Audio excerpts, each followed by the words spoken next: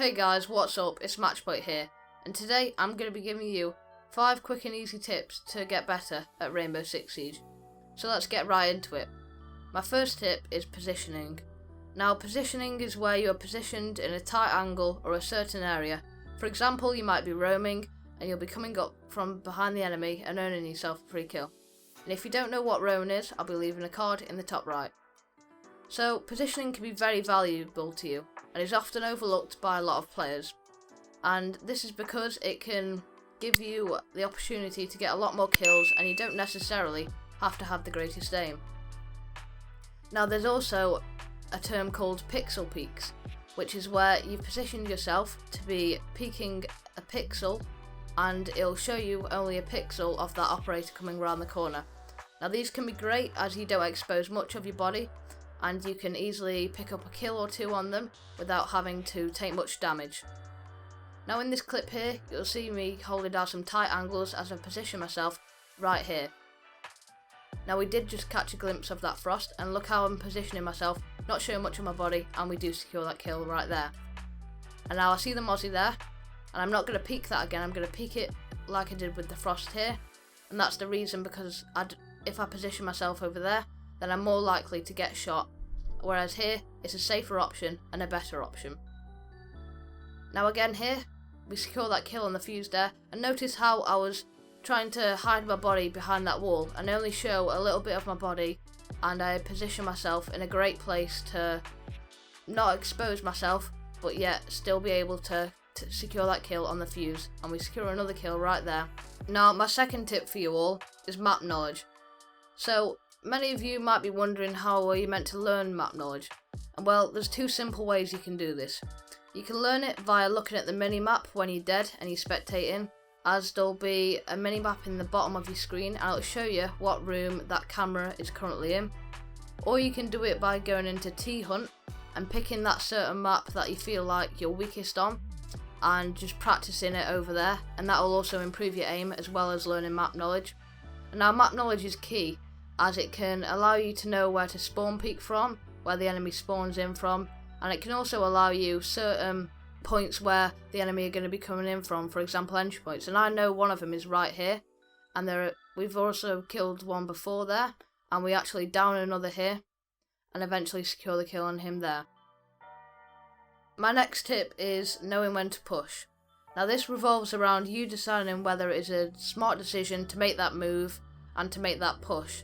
Now, this might come into context when you're breaking through a barricade and you're going outside to catch an attacker off guard if they're maybe repelling and you're trying to pick up the kill on them.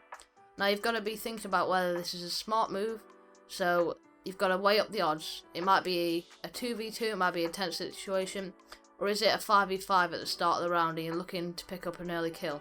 You've got to weigh up all these odds to wonder if it's a smart decision for your team. Is it the right move to make? Is it the right push to make? You'll be seeing that in this clip here.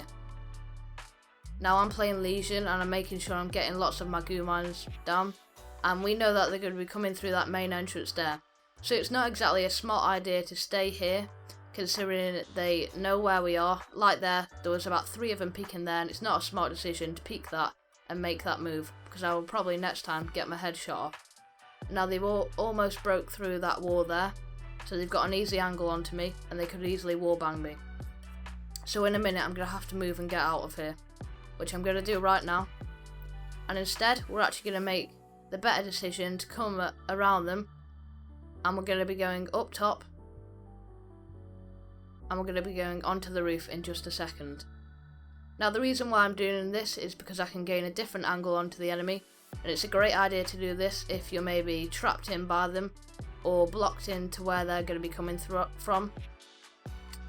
And like you see in here, I'm going to throw an impact grenade down, and right there we've got an amazing angle onto them, and we can see if they come through. Now, it'll be hard for them to shoot me, and I can easily shoot them.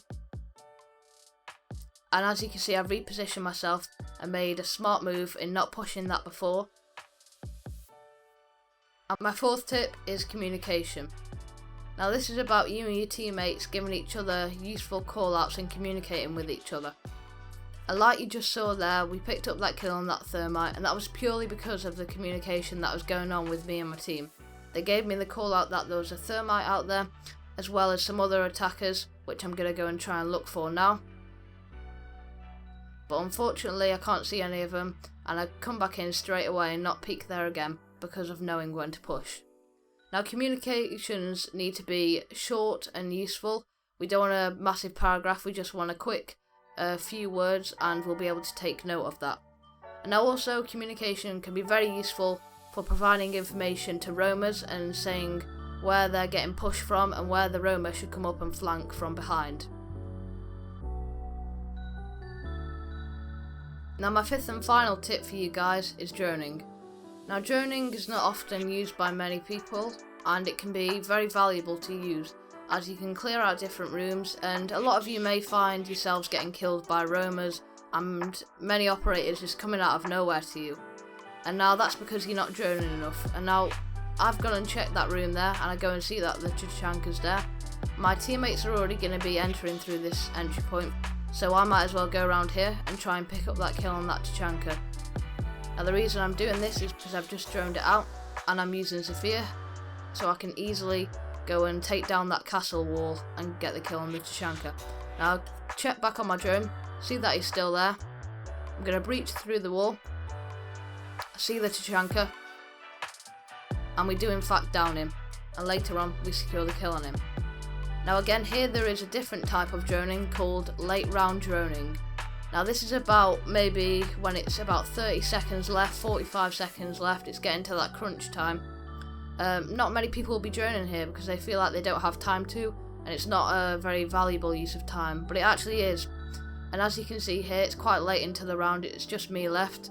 So I'm going to be getting on my drone to gain that extra bit of information. Now I do see that dock there, so I'm going to be looking to see where he is and if we can pick up the kill on him. Now he has just gone into the bathroom right there. And you see, if I didn't drone it, I wouldn't have known that he was there, and I would have been vulnerable to peek before, and we do secure the kill on him in fact. Now this clip here is going to summarise all of these tips that I have given you, and I position myself to be in this corner as I'm not exposing much of my body and I'm in a good spot. Now it does in fact go down to a 1v4, but we pick up the kill there, and I am predicting somebody's going to be at the window, and in fact there is, and we're going down him, and I know it's the right move to push out and confirm the kill on him, because I know the last two operators are going to be indoors. And now I do in fact get a call out from my teammates that Dokkaebi is in the bathroom, and we do go and secure the kill and win that round. I hope you guys have enjoyed, make sure to like and subscribe, and I'll catch you guys in the next one. Bye bye.